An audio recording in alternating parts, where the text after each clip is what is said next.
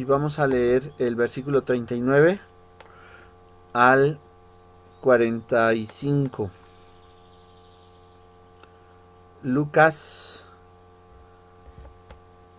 1, 39 al 45. Si ya tienen esta lectura, voy a leer para ustedes. Síganme con su vista, por favor.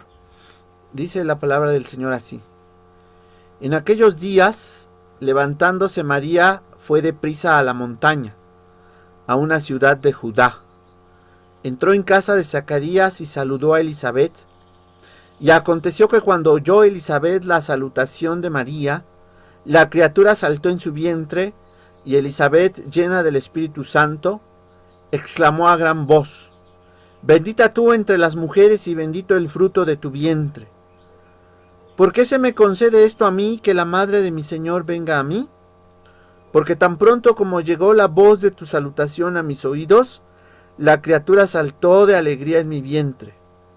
Bienaventurada la que creyó, porque se cumplirá lo que le fue dicho de parte del Señor. Amén. Vamos a orar.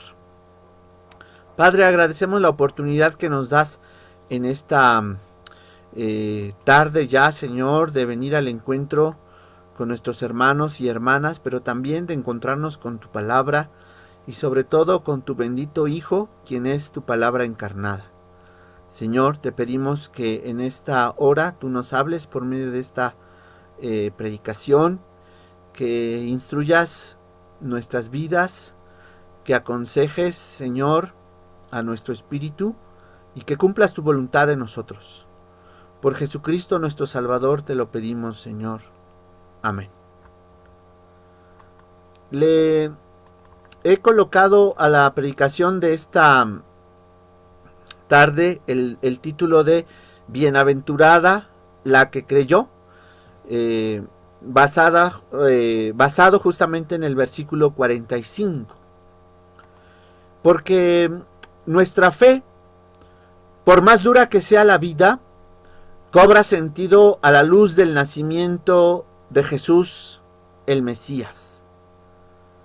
Y notemos que detrás de este título, Bienaventurada la que creyó, nos está diciendo que todos aquellos que creemos somos dichosos, somos felices, somos bienaventurados.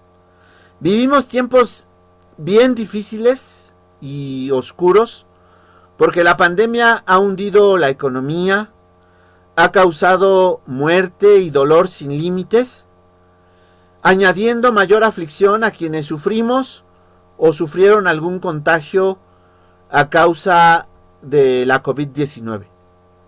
Muchos pueden sentirse desilusionados, incluso con hartazgo, quizá abandonados por Dios. Vayan conmigo al Evangelio de Marcos 15:34 para ver cuáles son las últimas palabras de Jesús en la cruz, donde él dice: y a la hora novena, dice el Evangelio de Marcos, es decir, a las 3 de la tarde, Jesús clamó a gran voz diciendo: Eloí, Eloí, lama sabactani, que significa: Dios mío, ¿por qué me has desamparado? Estas, las últimas palabras de Jesús en la cruz, son un grito estrujante de un hombre que, colgado en un madero, muriendo injustamente, nos coloca ante el dolor del inocente y desde luego ante el abandono de Dios. Y el teólogo reformado Karl Barth nos decía que Jesús se siente abandonado en la cruz para que después de él nadie más pueda volver a sentirse abandonado por Dios. Y sin embargo, hermanos y hermanas, este grito desesperante desde la cruz, nos coloca ante lo inaudito del dolor. ¿Quién no se ha sentido alguna vez abandonado o abandonada por Dios? ¿Usted nunca se ha sentido abandonado o abandonada por Dios? Si es así, si usted alguna vez se ha sentido abandonado o abandonada por Dios, quiero compartir entonces con usted una poesía del poeta peruano César Vallejo, titulada Los Heraldos Negros. Es una poesía extraordinaria que trasluce el dolor que como seres humanos a veces enfrentamos. Dice así esta poesía de César Vallejo, Los Heraldos Negros. Hay golpes en la vida tan fuertes, yo no sé, golpes como del odio de Dios, como si ante ellos la resaca de todo lo sufrido se emposara en el alma. Yo no sé, son pocos, pero son. Abren zanjas oscuras en el rostro más fiero y en el lomo más fuerte. Serán tal vez los potros de bárbaros Atilas, o los heraldos negros que nos manda la muerte. Son las caídas hondas de los Cristos del alma, de alguna fe adorable que el destino blasfema. Esos golpes sangrientos son las crepitaciones de algún pan que en la puerta del horno se nos quema. Y el hombre, pobre, pobre, vuelve los ojos como cuando por sobre el hombro nos llama una palmada. Vuelve los ojos locos y todo lo vivido se emposa como charco de culpa en la mirada. Hay golpes en la vida tan fuertes, yo no sé.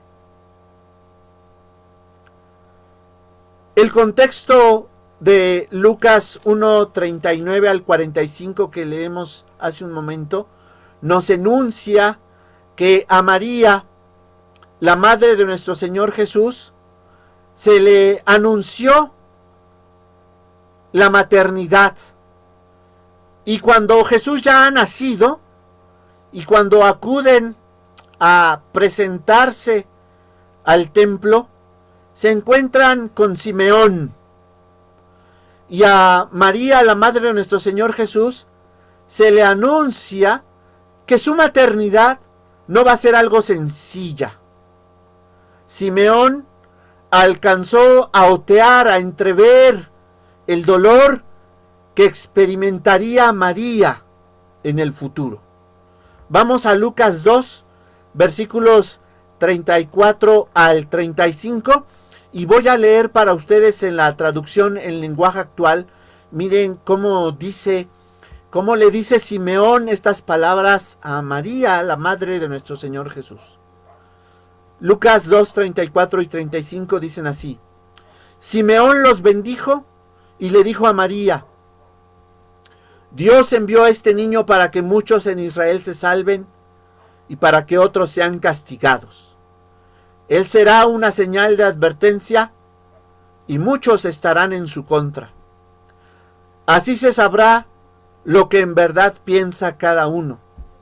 Y a ti, María, esto te hará sufrir como si te clavaran una espada en el corazón. María, la madre del Señor, no pidió ser la madre del Mesías. Fue una decisión divina. Fue un asunto que el Señor tomó y le impuso, por decir así, a esa jovencita de Nazaret. Y la palabra del Señor dice a través de Simeón, quien se encontraba en el templo, le dice que una espada traspasará su alma, su corazón, enunciando el tremendo dolor que María la madre del Señor, experimentaría. Y hermanos, el dolor es parte de la vida, incluso de la vida cristiana. No podemos pensar que por ser hijos e hijas de Dios nunca vamos a sufrir, nunca vamos a experimentar dolor. María, la madre del Señor, está ahí como un ejemplo del dolor que iba a representar ser madre de Jesús al verlo morir en la cruz. Imaginen cuando María estaba ahí al pie de la cruz y escuchó ese grito desgarrador del Señor Jesús que dijo: Eloí, Eloí, lama sabactani. Dios mío, ¿por qué me has desamparado? Y quizá esta madre hubiera querido estar en lugar de su hijo, pero no podía hacerlo. A veces, hermanos y hermanas, desde el protestantismo se le ha vilipendiado injustamente a la Virgen María a causa del culto herético que el catolicismo le da, sin haber sido ella la causante de tal desviación. A veces nosotros la despreciamos, no por sus propias acciones, no por sus propios dichos, sino porque el catolicismo le rinde un culto herético. Y entonces nosotros, los evangélicos, la hemos despreciado, la hemos hecho a un lado y no hemos reconocido la obediencia de María, la madre del Señor Jesús, al decirle sí a la decisión divina, cuando ella contesta: he aquí la sierva del Señor, hágase conmigo conforme a tu palabra. Por ello, hermanos y hermanas, es importante recuperar el papel de María de Nazaret en la natividad de nuestro Señor Jesucristo. A ella, según el texto bíblico de este día, recién se le acaba de anunciar que será la madre del Mesías. ¿Y qué hace esta jovencita que no sobrepasaría los 15 años? Enseguida va en busca de su prima Elizabeth a las montañas de Judá. El relato del Evangelio de este día nos habla de sororidad o solidaridad entre mujeres. El Evangelio del domingo pasado nos proyectó el mensaje de Juan el Bautista, el hijo de Elizabeth.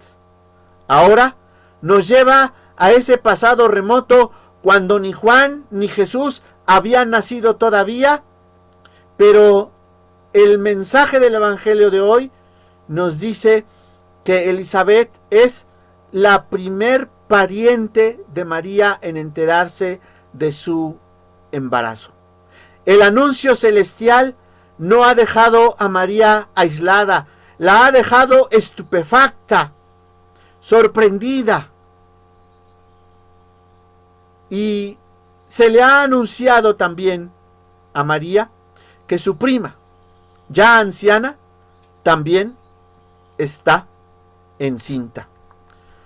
Lucas 1, 36 y 37 dicen así: y aquí también tu parienta Elizabeth, la que llamaban estéril, ha concebido hijo en su vejez, y este es el 6º mes para ella, pues nada hay imposible para Dios. Estos dos versículos son extraordinarios, hermanos y hermanas, y nos muestran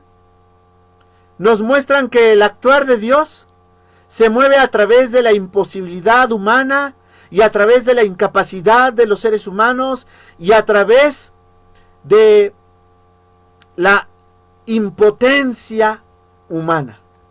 ¿Por qué?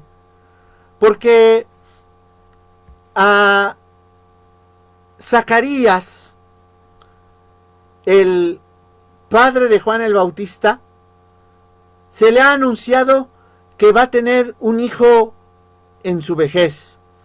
Lucas 1:13 dice: pero el ángel le dijo: Zacarías, no temas, porque tu oración ha sido oída, y tu mujer Elizabeth dará a luz un hijo, y le pondrás por nombre Juan.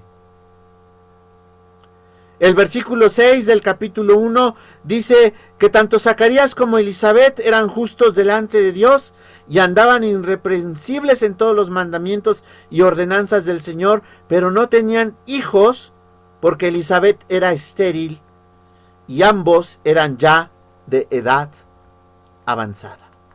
El anuncio del nacimiento del Juan el Bautista se da justamente también en el contexto de la incapacidad humana. Viene el ángel Gabriel y le dice a Zacarías: Zacarías, ¿qué crees? El Señor ha escuchado tu oración. Tu oración ha sido escuchada y vas a ser padre. Tu esposa va a quedar por fin embarazada. Y el versículo 14 dice, Lucas 1:14, tendrás gozo y alegría y muchos se regocijarán por su nacimiento. Zacarías había estado orando por ese hijo. Su esposa ya era anciana y además era estéril, y es imposible que esta mujer vieja, que esta mujer estéril quede embarazada. Y sin embargo Dios le dice que la oración de Zacarías ha sido contestada. ¿Y cuál es la respuesta de Zacarías? Dice el versículo 18, Zacarías preguntó al ángel: ¿en qué conoceré esto? Porque yo soy viejo y mi mujer es de edad avanzada. Zacarías no cree lo que se le ha anunciado. Zacarías no tiene fe en el poder de Dios.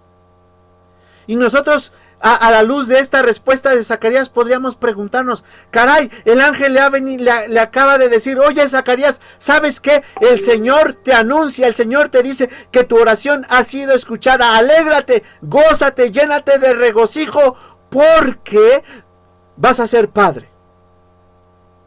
Y nosotros, ante la respuesta de Zacarías que le da el ángel, dice: ¿cómo será esto posible? ¿Qué señal tendré de esto? Enuncia la falta de fe de Zacarías. Y nosotros podríamos preguntarnos hoy: pues de qué modo estaba orando Zacarías para que cuando se le dice que por fin va a ser padre, no lo cree. No crea la palabra de Dios. Y por eso dice el versículo 20, Lucas 1:20, ahora, por cuanto no creíste mis palabras, las cuales se cumplirán a su tiempo, quedarás mudo y no podrás hablar hasta el día en que esto suceda. Quizá nuestra vida de oración ha sido una vida de oración como la de Zacarías. Hemos estado orando, hermanos, sin esperar que nada suceda, sin esperar que nada acontezca, sin prepararnos para recibir el milagro que Dios va a hacer en nuestras vidas. Por eso es que en esta predicación quise contrastar esta actitud de Zacarías. Por cuanto no creíste mis palabras. Esto contrasta con el versículo 45. Bienaventurada la que creyó, porque se cumplirá lo que fue dicho de parte del Señor. Hay un contraste entre la falta de fe de Zacarías, que no puede creer que luego de tantos años, que viejo y anciano como él es, y que vieja y anciana como es su esposa Elisabet, y además estéril, Dios vaya a levantar en el seno de este matrimonio al precursor del Señor Jesús, a Juan el Bautista. Y entre la increencia de Zacarías y entre la creencia de María y de Elisabet, de estas dos mujeres, está ese versículo 37 que dice: pues nada hay imposible para Dios. O en sentido positivo nosotros diríamos, porque para Dios todo es posible. Es posible que una mujer anciana y estéril quede embarazada de un esposo también anciano. Y es posible también que una mujer virgen como María quede embarazada. Por eso, cuando se le anuncia que María, el versículo 31 dice, concebirás en tu vientre y darás a luz un hijo y llamarás su nombre Jesús. El versículo 34 dice, entonces María preguntó al ángel, ¿cómo será esto? Pues no conozco varón, pues soy virgen, pues no he cohabitado con un hombre para que yo quede embarazada. Y el Señor dice, el ángel le dice, le anuncia en esa misma ocasión, ¿te parece, María, que es extraordinario que tú quedes embarazada siendo virgen? Pues ¿sabes qué? Te anuncio, te comunico, te informo que tu prima Elizabeth, el versículo 36 dice, y aquí también tu parienta Elizabeth, la que llamaban estéril, ha concebido hijo en su vejez, y este es el 6º mes para ella, pues nada hay imposible para Dios. El llamado de este 4º domingo de Adviento es pasar, hermanos, de la incredulidad de Zacarías a la profunda fe de María y de su prima Elizabeth, a la gratitud de Elizabeth por saberse beneficiada de la gracia de Dios, porque para Dios nada hay imposible. María misma sabe que su embarazo es imposible porque es virgen. Nunca había tenido relaciones sexuales, así que el nacimiento de Jesús era por demás imposible e inaudito. La respuesta del ángel es muy importante en el versículo 35. El Espíritu Santo vendrá sobre ti y el poder del Altísimo te cubrirá con su sombra, por lo cual también el santo ser que nacerá será llamado Hijo de Dios. Y es esta afirmación del ángel del Señor, en esta afirmación del ángel del Señor del versículo 35, será llamado Hijo de Dios, podemos entender el dolor que atraviesa el alma de María de Nazaret, cuando Simeón le dice, una espada traspasará tu corazón. Porque a la luz del Evangelio de Marcos, vamos a Marcos 15, 39, dice Marcos 15, 37, dice, pero Jesús, lanzando un fuerte grito, expiró. Entonces el velo del templo se rasgó en dos de arriba a abajo, y el centurión que estaba frente a él, viendo que después de clamar había expirado así, dijo, verdaderamente este hombre es hijo de Dios. La natividad de nuestro Señor Jesucristo como Hijo de Dios, hermanos y hermanas, se anuncia a la luz del viernes de crucifixión, donde se reconoce la verdad profunda de su natividad. Por ello, hermanos y hermanas, nuestra Navidad no puede convertirse en una ficción capitalista donde el consumo es el personaje central. La Navidad cobra sentido cuando se le anuncia a la Virgen María, tu hijo será llamado Hijo de Dios. Ese anuncio cobra sentido total, pleno, a la luz de la cruz de Jesús. Y la Navidad, hermanos y hermanas, no es nada más una cuestión de, tener ahí una fiestecita y alegrarnos y animarnos y reunirnos a comer. No. La Navidad debe colocarnos con el centurión romano a la cruz de la cruz y reconocer que aquel que gritó desde la cruz, Dios mío, ¿por qué me has desamparado? Debe recordarnos que a la luz de eso ninguno de nosotros debe sentirse abandonado por Dios.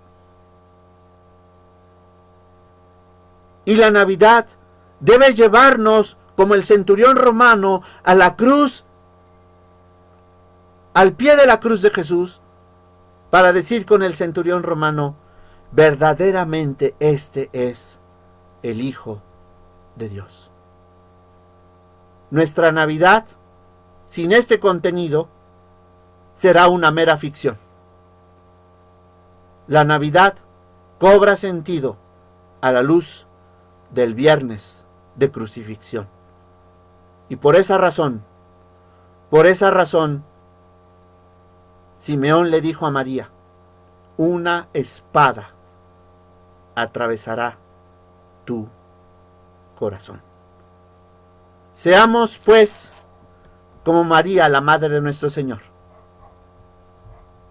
Y que las palabras de su prima Elizabeth reconforten nuestros corazones hoy, nos animen y que podamos ser bienaventurados, felices y dichosos porque creemos. Y termino con esto, con el versículo 45, que dice, bienaventurada la que creyó, porque se cumplirá lo que le fue dicho de parte del Señor.